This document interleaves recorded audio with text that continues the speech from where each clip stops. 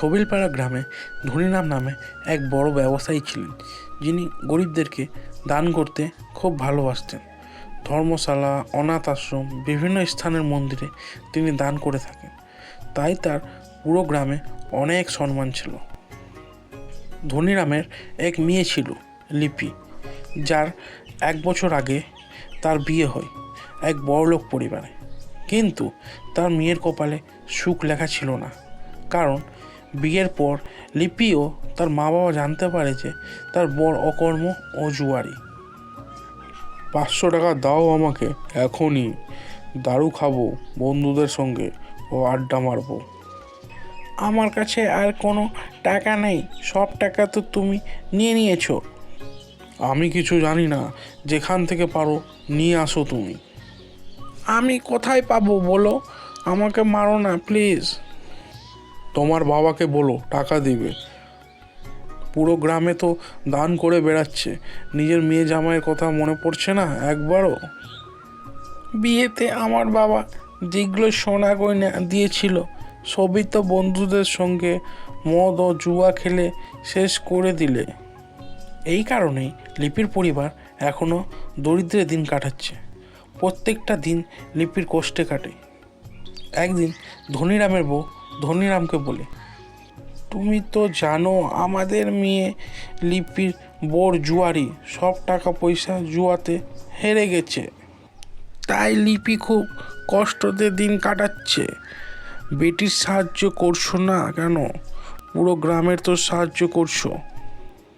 তখন ধনীরাম বলে, মিনু, তোমাকে কতবার বলেছি, যতক্ষণ মেয়ে জামাইয়ের ভাগ্য খুলবে না ততক্ষণ আমি তাদের যতই সাহায্য করি না কেন কোনো লাভ হবে না।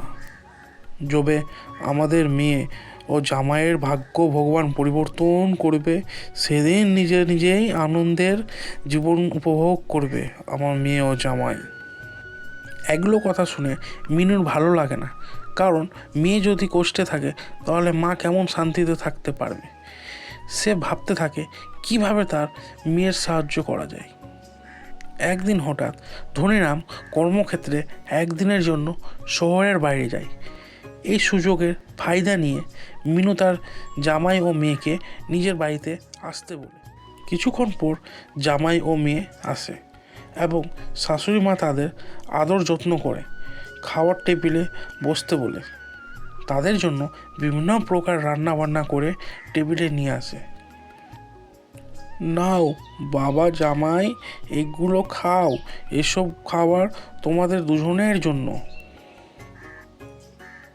খুব সুন্দর রান্না করেছেন মা, কতদিন পর এত সুস্বাদু খাবার খেতে পেলাম। ঠিক আছে বাবা, আস্তে আস্তে খাও। খাওয়া শেষে দুজনে বাড়ি যাওয়ার জন্য বেড়ায়। তার মা জামাইয়ের হাতে এক বাটি মিষ্টি দেয়। লিপির মা তাদের না জানিয়ে মিষ্টির ভেতর সোনার কয়েন ঢুকিয়ে রেখেছিল, যাতে তার মেয়ে কষ্ট দূর হয় আর জামাইও না জানতে পারে। মেয়ে ও জামাই শ্বশুর বাড়ি থেকে বেরিয়ে বাড়ি যাওয়ার পথে লিপির বর লিপিকে শুনিয়ে বলে, তোমার বাবা এই গ্রামের ধনীবান ব্যবসায়ী, আর তোমার মা আমাদের বাড়ি যাওয়ার সময় মিষ্টি দিচ্ছে। ছি ছি, কিছু টাকা দিতে পারতো। কে এত ভারী মিষ্টি নিয়ে সারা রাস্তা হাঁটবে? কোথাও মিষ্টির দোকান দেখতে পেলে বিক্রি করে দেব, রাত্রে মদ খাওয়ার তো টাকা হবে। একটু পরেই সুজিত মিষ্টির দোকান দেখতে পায় এবং সেখানে মিষ্টিগুলো দিয়ে কিছু টাকা নিয়ে বাড়ি চলে যায়। সন্ধ্যার সময় ধনীরাম শহর থেকে বাড়ি ফিরছিল। রাস্তায় একটি মিষ্টির দোকান দেখতে পায়, যে দোকানে তার জামাই মিষ্টিগুলো বিক্রি করেছিল। ধনীরামের মিষ্টি খুব প্রিয় ছিল, তাই সে মিষ্টিগুলো কিনে বাড়ি নিয়ে আসে।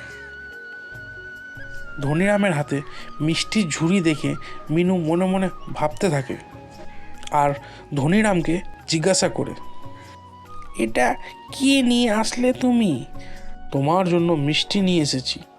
আসার সময় একটা মিষ্টির দোকান দেখলাম, ভালো, তাই নিয়ে নিলাম। তারপর ধনীরাম মিষ্টির ঝুড়ি মিনুর হাতে ধরিয়ে দেয়। মিনু দেখে চিনতে পারে যে এই মিষ্টির ঝুড়িটি তিনি তার জামাইকে দিয়েছিলেন। মিনু সব বুঝতে পারে। আর ধনীরামকে সব কথা খুলে বলে। ধনীরাম এগুলো শোনার পর তার বউকে বুঝায়, যতক্ষণ ওপরওয়ালা তাদের ভাগ্যের চাকা পরিবর্তন করবে না ততক্ষণ তাদের ভাগ্য খুলবে না, যে যতই চেষ্টা করুক না কেন। তুমি নিজেই ভেবে দেখো, এই সোনার কয়েনগুলো না তোমার মেয়ে জামাইয়ের ভাগ্যে ছিল, না মিষ্টি দোকানদারের ভাগ্যে ছিল, নিজেই তোমার কাছে ফেরত চলে আসলো।